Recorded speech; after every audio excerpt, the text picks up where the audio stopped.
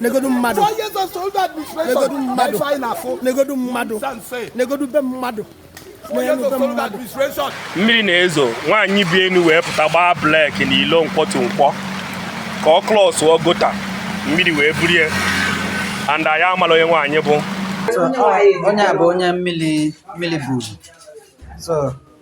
ndewonu ụmụnne m ndị Igbo ndị ọma njem ọnụ ekelekwa m unu ebe nsi ewetara unu ozi a bụ n'ụlọ ozi ndị sim.siha asịrị FM aka m bụkwa nwanne gị nwoke 042 Solex onye akụkọ ụwa.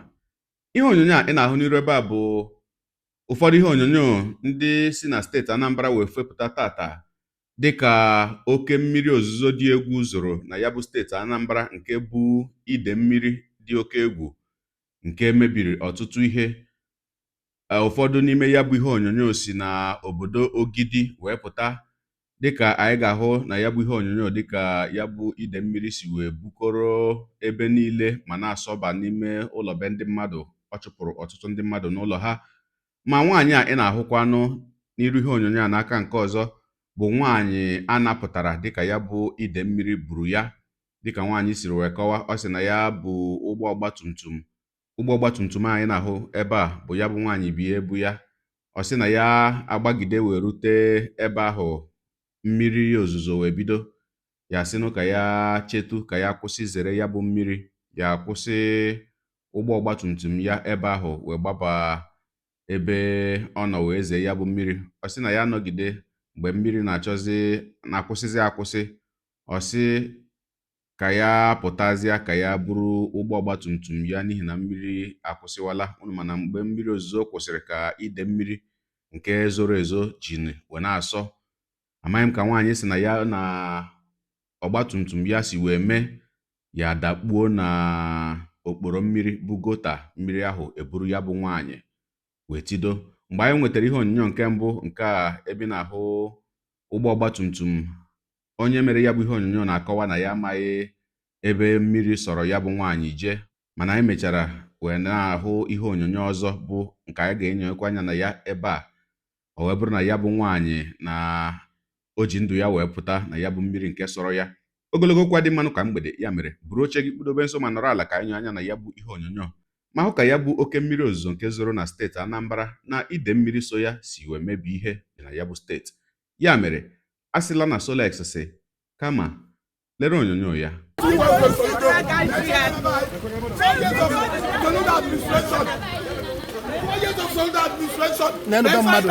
Negodu mmadu. Negodu be mmadu.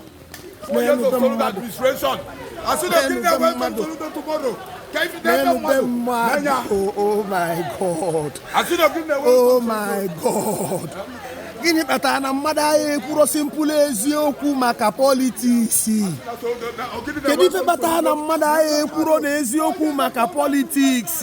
Negodu mmadụ, mmiri eligobe mmadụ, ndị a niile anọrọzi ya. Negodu generator fa. Oh my God. Oh my God. Ebe a bụ be ndị be ofe elu n'ire Ogidi fa kwapụgo mmiri eligo ụlọ fa. Oh my God. Ka anyị kwuo n'unu eziokwu, rapụnụ politiks. Ọkwọnụ mmadụ ka ọ na-eme.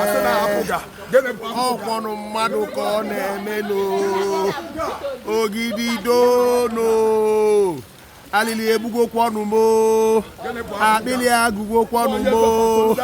Kedu na ife anyị eme mmiri ukwu ọjị nwa abakwana m ezi Ogidi ọkwọsọ n'ire ka nnọọ o wee dị ntu nwa nnụnụ o ishelu kwonu mee alụ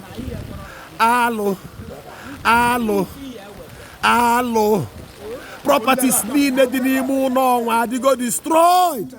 All the properties has been destroyed by flood. Today being Tuesday, the 7th of September 2025, a day before Soludo's visit. Ndị mmadụ na-asị o nwere ife ome. Ndị mmadụ na-asị na o nwere ife ome. onye sikwa na o nwere ife omenya ma enya na-arụ ka ọfụ ka o si adị ana ogidi nụkwa onu m enu nụkwa onu m. Udo na ọganiru ekenekwa m ụnụ ụmụnne m ndị Uruagụ. Biko mechina na-ese na nna conclude biko mechina na-ese kịta mmiri na-ezo nwaanyị bi enu wee pụta gbaa blek na ilo mkpọtụ nkwọ ka ọ klọsụọ gota mmiri wee burie and anyị amala onye nwaanyị bụ as you can see nke a bụ coke o gotara ọya aṅụ nke a bụ the kid machine na-edi machine ebe a na-eya ebe a ọ dị nka nwaanyị na-eje ekpere it happened now the woman ide ebuje ya so nsị ka mmedi bido now biko onye mma machine a ma onye na-anya machine a ọ nwanne gị biko tụtụsa bido a ka ọ gaa viral. This woman mmiri ibuje ya mara onye ọwụ just now ka ife a na-eme ife a bụ na ilo nkwọtụ nkwọ ka ife a mere just now olugbo 10 minutes ife a ji wee mee nya ka nna ayọrọ ụmụnne m ndị Uruagụ biko nụ ka e na-eruo anya na-edi bike ebe a na-edi bike here na-edi plate number ebe a ya mmiri ibuje ọ dagbu na gota mmiri buru ya wee pụọ kata ama nna anyị mma. Madam so onye a bụ onye mmiri buru so I chọrọ ka ọ kọtụla anyị what happened. Just tell us what happened briefly. Ahịa ka m na-eje wee zere mmiri ebe a fụ na mmiri dị n'etiti ilu si ka m zere mmiri a paaki ya one side mechaa mfụzie n'akụkụ ebe m na-esi ga and agafechara m so amaghịzi m ihe mere ọ dịzie ka agbara m aka ndakpụzie na gota ahụ because ka esi ruo ebe a onweghị nnọọ ebe mmadụ si aga ihe niile arụrụ ya onweghị ihe ọbụla ogbochiri mmiri zo ha na otu ahụ si eme bifo ka o si eme onweghị ihe ọbụla gbochiri ya mmiri wee buruzie mana lọkịlị otu ọbụla o si na dị Jehova wee maa amara. So ka emezi ka esi wee zọpụtazi gị ya ka esi zọpụtazie m bụ na eruzi m na kọvet a kịta m wee manyezie m jide aka na kọvet so mmadụ wee fụzie m onye a wee bịa si ya jidezie m n'aka etu anyị jidesie m ike ya wee tizie mkpụrụ ndị mmadụ wee gbarụbịazie a wee bupụtazie m so otu a ka o si mee. Okay. Gbajisi ike that's great.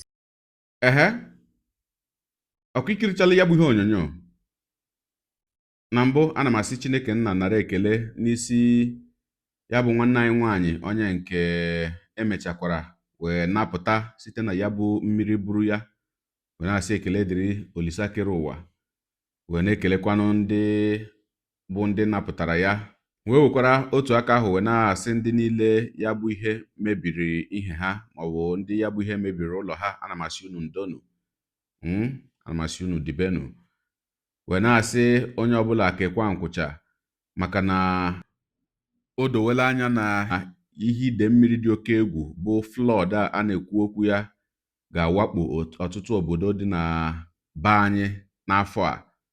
Unu amarala na ya bụ ihe na-eme ọ dịka gasị na ọzi ihe na-eme kwa afọ ọbụla n'agbanyeghị na ya bụ flood a na-ekwu okwu ya nọ under natural disaster bụ nke anaghị ata gọọmenti ụta maka ya mana ajụjụ ka dịrị gọọmenti kedu ihe kpatara na ya bụ ihe na-eme afọ niile ma onwebeghị ihe ọbụla emere iji wee kwụsị ya. Ekwesịrị ịjụwazịa gọọmenti ajụjụ maka ọ bụrụ obodo ebe ihe na-arụ ọrụ ihe dị otu ahụ mee otu ugbo agaghị eche ka o mekwuo ọzọ. Gọọmenti na ndị ọ dị n'aka ịkwụsị ụdị ihe ahụ agbawa mbọ chọwa kedu ihe kpatara ya. Ọ bụ okporo mmiri bụ ihe na-adịghị ebe mmiri kwesịrị na-esi aga ka ọ bụ ihe dị ka ahịhịa gara nọchie ya bụ okporo mmiri arụrụ arụ bụ gota ekwesịrị ikpopụ ekpopụ. Kedu ihe kpatara ya amara ka a ga-esi wee mechie ya ka ọ hapụ imezi mana ebe ọ nọ dị njọ na be bụ na ọ ga-eme afọ a agbachi nkịtị o mee afọ na-abịa abịa. Ihe kacha nke gọọmenti nwere ike imedebe bụ gaa ebe ahụ gaa sechaa foto na na-enyere ndị ya bụ ihe metụtara aka agbachikwa nkịtị. Afọ abụọ na-aga abịa ọ ga-emekwa, afọ atọ na-abịa abịa ọ ga-emekwa. Wee na-asị amaghị m mgbe ndị gọọmenti na-achị na be anyị ga-ebido nlebewa anya n'ihe ụzọ a ga-esinwu wee na-egbochi ụdị ihe a karịa ịbịa nyewere ndị ya bụ ihe metụtara aka mgbe o merela eme. Ọ dị mma ka njedebegodi ebe a. Gị onye na-egere akụkọ ụwa m ịmara nlecha esi eme ya denyere ebumnuche gị otu si hụ ya bụ ihe nke ikiriri ugbu a na ngalaba okwu ka ya mara uche gị inuche onye adịghị ya njọ. Daalụkwa gị na-eso eburu anyị sonye. Ekelekwa m gị na-asị gị jide ka iji onye asị ya jide ka o ji ịmara na nke o ji kacha mma. Ekpere mbụ na Chineke nna ga na-anọnyere gị ọpụpụ gị na mbata gị na-etinyere gị aka n'ezi ihe niile nke ị na-eme. Gị taa bụkwanụ mbụ ị na-ahụ ihe onyonyo anyị, asị gị nnọọ. Onye gị na aka nakwa 042 Solex, onye akụkọ ụwa n'iru akwụkwọ efere mba ụwa. Ya mere ọ bụrụ na ka m mere dị gị mma n'obi nwanne, biko ọ bụ na Facebook ka na Instagram ka na-ahụ onyonyo apịara m folo, ọ bụ na YouTube ka ị na-ekiri ya bụ ihe onyonyo pịara m sọskraịb ya na mgbịrịgba anya n'akụkụ ka ime ike na-enweta ihe onyonyo ndị ọzọ m ga na-ewetara gị n'ọdịnihu. Igbo ndị ọma njem ọnụ, Igbo mụrụ nze m ọzọ, ekelekwa m unu wee na-asị na ọ ga na-adịrị unu niile mma o. Ise ngwanụ tụsawara m ihe onyonyo a na-atụsara m ya bụ ihe onyonyo na-apịrị maka na share button ya mara gị mma onye nke m. Udo dịrị unu.